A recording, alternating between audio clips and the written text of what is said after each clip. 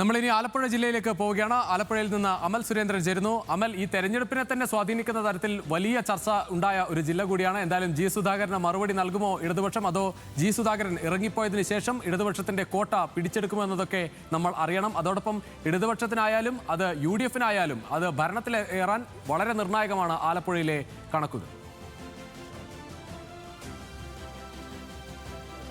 രുചിഷ, തീർച്ചയായിട്ടും ആലപ്പുഴ ജില്ലയെ സംബന്ധിച്ചിടത്തോളം അമ്പലപ്പുഴ മണ്ഡലം തന്നെയാണ് ശ്രദ്ധാകേന്ദ്രം എന്ന കാര്യത്തിൽ സംശയമില്ല. പ്രത്യേകിച്ചും ജി സുധാകരനെ പോലെ 63 വർഷം പാരമ്പര്യമുള്ള ഒരു കമ്മ്യൂണിസ്റ്റ് നേതാവ് ജനകീയ സ്വതന്ത്ര സ്ഥാനാർത്ഥി കുപ്പായത്തിൽ UDF പിന്തുണയോടെ അമ്പലപ്പുഴയിൽ നിന്ന് ജനവിധി തേടുമ്പോൾ അത് തീർച്ചയായിട്ടും വലിയ രീതിയിലുള്ള രാഷ്ട്രീയ പോരാട്ടത്തിലേക്ക് നയിക്കുമെന്ന കാര്യം നമുക്കറിയാവുന്നതാണ്.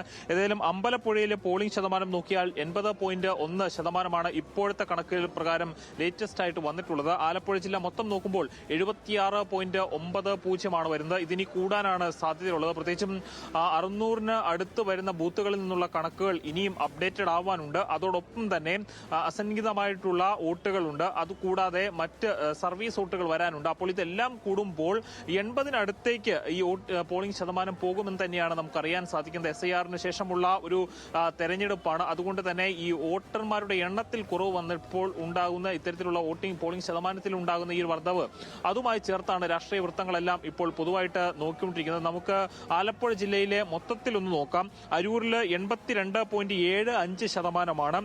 അരൂരിൽ ദലീമ ജോജോയ്ക്ക് എതിരെ ശക്തമായിട്ടുള്ള, അവിടുത്തെ സിറ്റിംഗ് MLA ആണ് ദലീമ ജോജോ, അവർക്കെതിരെ ശക്തമായിട്ടുള്ള ഒരു മത്സരമാണ് ഷാനിമോൾ ഉസ്മാൻ കാഴ്ചവെച്ചത് എന്നാണ് ഇപ്പോൾ ഈ ഒരു പോളിംഗ് ശതമാനത്തിൽ നിന്ന് പൊതുവായിട്ടുള്ള ഒരു വിലയിരുത്തൽ വരുന്നത്. അതോടൊപ്പം തന്നെ ചേർത്തല 81.25%, ആലപ്പുഴ 80.53%, അമ്പലപ്പുഴ 80.1%, കുട്ടനാട് 71.57%. അതോടൊപ്പം തന്നെ ഹരിപ്പാട് രമേശ് ചെന്നിത്തലയുടെ മണ്ഡലമാണ് 76.33%, കായംകുളം 75.64%, മാവേലിക്കര 72.55%, ചെങ്ങന്നൂർ 70.85% എന്നിവയാണ് നിലയെന്ന് പറയുന്നത്. ഏതായാലും ഈ ചെങ്ങന്നൂരും ഹരിപ്പാടും എന്ന് പറയുന്നത് രമേശ് ചെന്നിത്തലയുടെയും അതോടൊപ്പം തന്നെ സജി ചെറിയാന്റെയും മണ്ഡലങ്ങളാണ്. ഈ മണ്ഡലങ്ങളിൽ ശക്തമായിട്ടുള്ള ഒരു പോരാട്ടം നടന്നിട്ടുണ്ട് എന്നതിന്റെ തെളിവ് കൂടിയാണ് ഈ ഒരു പോളിംഗ് ശതമാനത്തിലെ കണക്ക് എന്ന് പറയുന്നത്. പ്രത്യേകിച്ചും ഹരിപ്പാട് സന്ദീപ് വചസ്പതിയാണ് BJP സ്ഥാനാർത്ഥിയായിട്ട് വരുന്നത്. LDF-ന്റെ സ്ഥാനാർത്ഥി എന്ന് പറയുന്നത് ജിസ്മോനാണ്. സന്ദീപ് വചസ്പതി വലിയ രീതിയിലുള്ള ഒരു മത്സരം അവിടെ കാഴ്ചവെച്ചിട്ടുണ്ട് എന്ന് തന്നെയാണ് നമുക്ക് മനസ്സിലാക്കാൻ സാധിക്കുന്നത്. പ്രത്യേകിച്ചും RSS-നൊക്കെ വലിയ രീതിയിലുള്ള വേരോട്ടമുള്ള മണ്ഡലമാണ് ഹരിപ്പാടും. അതോടൊപ്പം തന്നെ ചെങ്ങന്നൂർ എടുത്ത് നോക്കുമ്പോൾ BJP തന്നെ കണക്ക് കൂട്ടുന്നത് കേരളത്തിലെ A ക്ലാസ് മണ്ഡലങ്ങളിൽ പ്രധാനമായി BJPക്ക് ഏറ്റവും കൂടുതൽ വോട്ടുകൾ കിട്ടാനുള്ള സംഘടനാ ശക്തിയൊക്കെ ഉള്ള മണ്ഡലമാണ് ചെങ്ങന്നൂർ. അവിടെ എബി കുര്യാക്കോസ് ആണ് UDF-ന്റെ സ്ഥാനാർത്ഥി എന്ന് പറയുന്നത്. അതായത് UDF-ന് മുൻപ് ലഭിച്ചിരുന്ന ക്രിസ്ത്യൻ വോട്ടുകൾ കഴിഞ്ഞ തവണയെല്ലാം LDF ക്യാമ്പിലേക്ക് പോകുന്ന ഒരു സ്ഥിതി ഉണ്ടായിരുന്നു. ഈ വോട്ടുകളെല്ലാം തിരിച്ചു കൊണ്ടുവരാൻ KPCC ജനറൽ സെക്രട്ടറിയും മുതിർന്ന അംഗവുമായിട്ടുള്ള എബി കുര്യാക്കോസിന് കഴിയും എന്നൊരു വിലയിരുത്തലിന്റെ പുറത്താണ് അദ്ദേഹത്തിന് അവിടെ സ്ഥാനത്ത് നൽകിയത്. അപ്പോൾ സജി ചെറിയാന്റെ ഒരു മണ്ഡലമാണ്. അവിടെ ഒരു ത്രികോണ പോര് നടക്കുന്നുണ്ട്. MV ഗോപകുമാറാണ് അവിടെ BJPയുടെ NDAയുടെ സ്ഥാനാർത്ഥിയായി വരുന്നത്. പ്രാദേശിക തലത്തിൽ വലിയ രീതിയിലുള്ള സ്വാധീനമുള്ള നേതാവാണ്. അപ്പോൾ അവിടെ ഒരു ത്രികോണ മത്സരം ഉണ്ടാവാനുള്ള സാധ്യതകളാണ് ഇപ്പോൾ നിലനിൽക്കുന്നത്. അതോടൊപ്പം തന്നെ നമ്മൾ കാണേണ്ട മറ്റൊരു പ്രധാനപ്പെട്ട മണ്ഡലം എന്ന് പറയുന്നത് ആലപ്പുഴ തന്നെയാണ്. ആലപ്പുഴയിലെ സിറ്റിംഗ് MLA ആയിട്ടുള്ള ചിത്തരഞ്ജൻ, PP ചിത്തരഞ്ജൻ തന്നെയാണ് ഈ പ്രാവശ്യം LDF-ന് വേണ്ടിയിട്ട് അവിടെ ജനവിധി തേടുന്നത്. AD തോമസ് തുടക്കത്തിൽ ചിത്തരഞ്ജന് വലിയ പിന്തുണയൊക്കെ വെള്ളാപ്പള്ളി നടേശനൊക്കെ പ്രഖ്യാപിക്കുന്നതും കണ്ടു.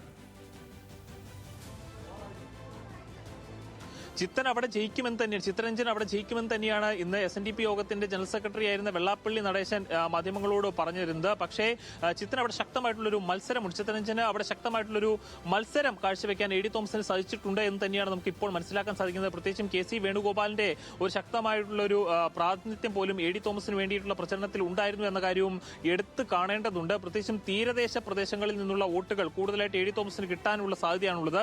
കിഴക്കൻ പ്രദേശങ്ങളിൽ നിന്നുള്ള വോട്ടായിരിക്കും PP ചിത്തരഞ്ജനെ സംബന്ധിച്ചിടത്തോളം നിർണായകമായിട്ടുള്ളത്. ഈ കിഴക്കൻ ഭാഗത്തു നിന്നുള്ള വോട്ടുകൾ കൂടുതലായി ചിത്തരഞ്ജൻ ലഭിക്കുമ്പോൾ അത് അദ്ദേഹത്തിന്റെ വിജയത്തിനുള്ള ഒരു സാധ്യതയാകാനുള്ള സാധ്യത നിൽക്കുന്നുണ്ട്. ഏതായാലും കഴിഞ്ഞ വട്ടമെല്ലാം 11,000-ന് അടുത്തുള്ള വോട്ടുകൾക്ക് മാത്രമാണ് ചിത്തരഞ്ജൻ അവിടെ നിന്ന് ജയിച്ചു കയറുന്ന ഒരു സാഹചര്യം ഉണ്ടായിരുന്നത്. പക്ഷേ ഇത്തവണ അവിടെ കുറെ കൂടി വികസന പ്രവർത്തനങ്ങൾ കൊണ്ടുവരാൻ PP ചിത്തരഞ്ജൻ സാധിച്ചിട്ടുണ്ട് എന്നൊരു ആത്മവിശ്വാസമാണ് LDF ക്യാമ്പിനുള്ളത്. അതോടൊപ്പം തന്നെ ജില്ലയിലെ KSU പാരമ്പര്യമാണ് AD തോമസിനെ സംബന്ധിച്ചിടത്തോളം. ആലപ്പുഴയിലെ മറ്റൊരു പ്രധാനപ്പെട്ട മുഖമെന്ന് പറയുന്നത് ആലപ്പുഴയിലെ വിസ്മയമായിട്ടുള്ള BJP-യിലേക്ക് മാറിപ്പോയ, കോൺഗ്രസിൽ നിന്ന് BJP-യിലേക്ക് മാറിപ്പോയ KPCCയുടെ മുതിർന്ന അംഗമായിരുന്ന MJ ജോബിന്റെ ഒരു സാന്നിധ്യമാണ്. MJ ജോബ് തന്നെയാണ് താമര അടയാളത്തിൽ അവിടെ മത്സരിക്കുന്നതെന്ന് പ്രത്യേകം കാണേണ്ടതുണ്ട്. അങ്ങനെ MJ ജോബ് കൂടി അവിടെ കുറെ കൂടി വോട്ട് പിടിക്കുകയാണ് എങ്കിൽ VP ചിത്തരഞ്ജനെ സംബന്ധിച്ചിടത്തോളം അത് ഒരു ത്രികോണ മത്സരത്തിനുള്ള സാധ്യതയുണ്ട് എങ്കിലും MJ ജോബ് പിടിക്കാൻ സാധ്യതയുള്ള കൂടുതൽ വോട്ടുകളും അത് കോൺഗ്രസ് വോട്ടുകളും ആകാനുള്ള സാധ്യതയാണുള്ളത്. അതോടൊപ്പം തന്നെ നമ്മൾ കാണേണ്ടത് കായംകുളമാണ്. കായംകുളത്താണ് വലിയ രീതിയിലുള്ള മർദ്ദനങ്ങൾ ഉണ്ടായത്. അവിടുത്തെ BJP നേതാവായിട്ടുള്ള തമ്പി മേട്ടുതലയ്ക്ക് തന്നെ മർദ്ദനമേറ്റിട്ടുണ്ട്. അതോടൊപ്പം തന്നെ കള്ളയോട്ട് ആരോപണങ്ങൾ ഇവിടെ നിന്നുണ്ടായിട്ടുണ്ട്. നമ്മൾ തന്നെ വാർത്ത നൽകിയതാണ്. അതോടൊപ്പം തന്നെ ബൂത്ത് ഏജന്റുമാരായുള്ള UDFന്റെയും LDFന്റെയും ബൂത്ത് ഏജന്റുമാർ തമ്മിലുണ്ടായിരുന്ന തമ്മിത്തല്ലിനെ തുടർന്ന് അവർ രണ്ടുപേരും ഇപ്പോൾ ആശുപത്രിയിൽ പ്രവേശിക്കപ്പെട്ടിരിക്കുകയാണ്. കുട്ടനാട് 71.57% വോട്ട് ചെയ്തിരിക്കുന്നത്. അവിടെ റെജി ചെറിയാനും തോമസ് കെ തോമസും തമ്മിലുള്ള ഒരു വ്യക്തിപരമായ ഒരു യുദ്ധത്തിലേക്ക് പോലും ആ ഒരു തെരഞ്ഞെടുപ്പ് മാറുന്നു എന്ന കാഴ്ചയാണ് നമ്മൾ കണ്ടുകൊണ്ടിരുന്നത്. റെജി ചെറിയാനെതിരെ വ്യാപകമായിട്ടുള്ള ആരോപണങ്ങളായിരുന്നു ഈ തെരഞ്ഞെടുപ്പിൽ ഉണ്ടായിരുന്നെങ്കിലും തെരഞ്ഞെടുപ്പ് തുടങ്ങിയതിനു ശേഷം കുറഞ്ഞ കാലയളവ് കൊണ്ട് തന്നെ മണ്ഡലത്തിൽ വലിയ രീതിയിലുള്ള ഒരു സാന്നിധ്യമാകുവാൻ വേണ്ടി രജിസ്റ്റർ ചെയ്യാൻ സാധിച്ചിട്ടുണ്ട്. പ്രത്യേകിച്ചും NCPയിൽ തന്നെ ഉണ്ടായിരുന്നവരാണ് ഈ രണ്ട് നേതാക്കന്മാരും. അതിനുശേഷമാണ് കേരള കോൺഗ്രസ് ജോസഫിലേക്ക് രജിസ്റ്റർ ചെയ്യാൻ പോകുന്നത്. ഈ തവണ തെരഞ്ഞെടുപ്പിനെ നേരിടുകയും അവിടെ ഒരു പേയ്മെന്റ് സീറ്റാണ് എന്ന രീതിയിലൊക്കെയുള്ള ആരോപണങ്ങളെല്ലാം കേട്ടതാണ്.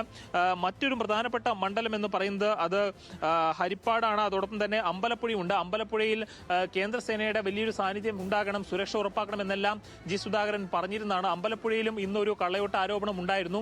തന്റെ പേരിലുള്ള ഒരു വോട്ട് മുൻപ് തപാൽ വോട്ടായി രേഖപ്പെടുത്തിയതിന്റെ പേരിൽ ഒരു വോട്ടർ തന്നെ രംഗത്ത് വരികയും ഇലക്ഷൻ കമ്മീഷന് പരാതി നൽകുകയും ചെയ്യുന്ന സാഹചര്യം ഉണ്ടായിരുന്നു.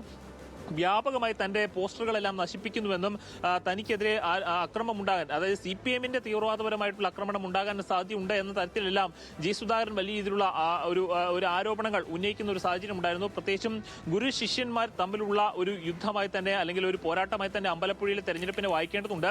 H സലാമും G സുധാകരനും തമ്മിലുള്ള ഒരു വാക്ക് തർക്കത്തിലേക്ക് കാര്യങ്ങൾ പോകുന്നതും കഴിഞ്ഞ തെരഞ്ഞെടുപ്പ് എന്തായാലും അത് തന്നെയാണ് ഒരുപക്ഷെ ആലപ്പുഴ ജില്ലയിലെ കാര്യങ്ങൾ അത് കേരളത്തിന്റെ രാഷ്ട്രീയത്തിലാകെ തന്നെ ചർച്ചയായതാണ്. എന്തായാലും ആലപ്പുഴയിൽ ഏറ്റവും പ്രധാനപ്പെട്ട കാര്യം ആലപ്പുഴയിലെ അമ്പലപ്പുഴയിൽ അത് G സുധാകരനെ തോൽപ്പിക്കാൻ ഇടതുപക്ഷത്തിന് സാധിക്കുമോ എന്ന് തന്നെയാണ്. കാരണം വലിയ വിവാദത്തിലേക്ക് പോയ സാഹചര്യം. അതോടൊപ്പം നമുക്കറിയാം UDFന്റെ മുഖ്യമന്ത്രി സ്ഥാനത്തേക്ക് ഏറ്റവും കൂടുതൽ പറഞ്ഞു കേൾക്കുന്ന രമേശ് ചെന്നിത്തലയുടെ ഹരിപ്പാട് കൂടി വലിയ ശ്രദ്ധയോടെ തന്നെ നോക്കിക്കാണുകയാണ്. എന്തായാലും രമേശ് ചെന്നിത്തല അവിടെ ജയിച്ചു കയറുമ്പോൾ അത് ഏത് തരത്തിലായിരിക്കും മെയ് 4 റിസൾട്ട് എന്നതനുസരിച്ച് വലിയ ചർച്ചകളിലേക്ക് പോകേണ്ട ഒരു സ്ഥലം കൂടിയാണ്. നമ്മൾ